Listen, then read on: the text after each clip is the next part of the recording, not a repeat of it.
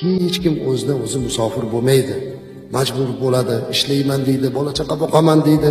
Agar hamma yo'q bo'lsa, hamma uyda o'tiradi. Kimga zarar? Lekin shu nimadir qilay bola chaqamga bir halol luqma olib kelay deb harakat qiladi-da erkak kishi.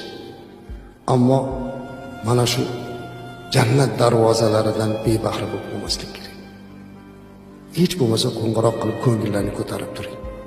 Onajon, pul topishdan maqsad qasr qurish emas. Sizni ko'nglingizni olib bir hajga olib boray deb qilyapman-da. Mendan xafa bo'lmay turing. Duo qilib turing. Ko'nglingiz nimani tusayapti? Shu narsani qilib bering. Otajon, mendan rozi bo'lib turing. Inshaalloh mana bu ishlarni qilib olay. Hech bo'lmasa aytib turing.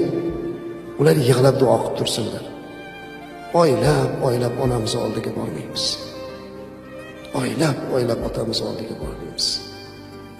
Lekin bitta jannat darvozasi uyimizda turibdi-yu, boshqa joydan jannat qidiramiz. Tayyor jannat darvozasi turibdi. Shunga hammamiz harakat qilishimiz kerak. Mana bugun